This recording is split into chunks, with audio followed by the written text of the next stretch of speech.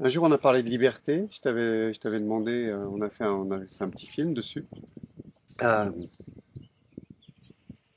je crois qu'aujourd'hui, t'as pas changé d'avis, mais t'as des éclaircissements à donner sur ce que tu avais déjà dit à l'époque.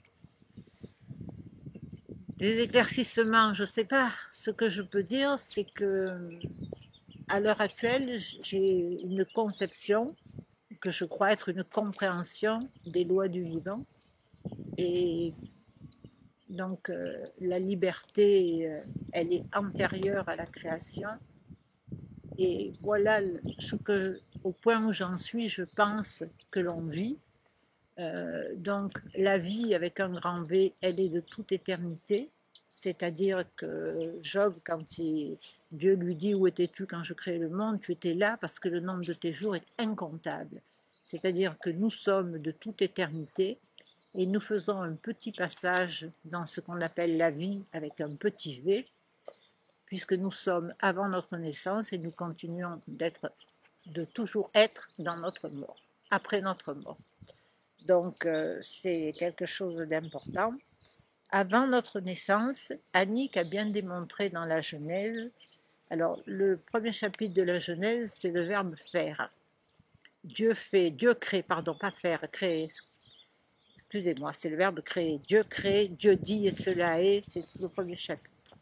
Et puis, arrive un moment où Dieu dit faisons un Adam.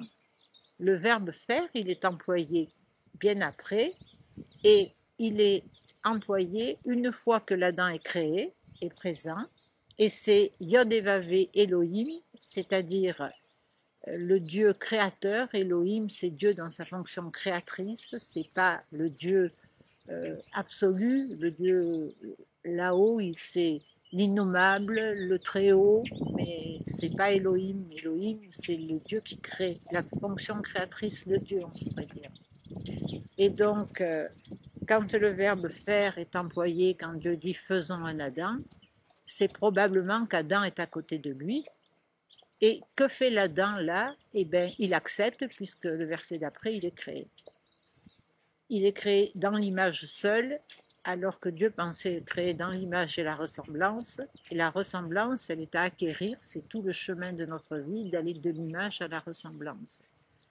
Mais avant de nous incarner, nous choisissons probablement un chemin de vie, une famille, un objectif, sauver quelqu'un, enfin, un groupe de l'athéisme, faire des choses très, très valorisantes et très élevées. Et tant que nous ne sommes pas incarnés dans notre corps, on voit haut, on voit de grandes choses. Une fois qu'on est ici maintenant, c'est plus difficile à réaliser. Et les épreuves qui nous sont proposées sont des épreuves, c'est-à-dire comme la barrière qu'on met au cheval pour qu'il apprenne à sauter plus haut. Il a ce potentiel en lui, mais il ne le connaît pas, il faut qu'il le développe. Nous avons en nous un potentiel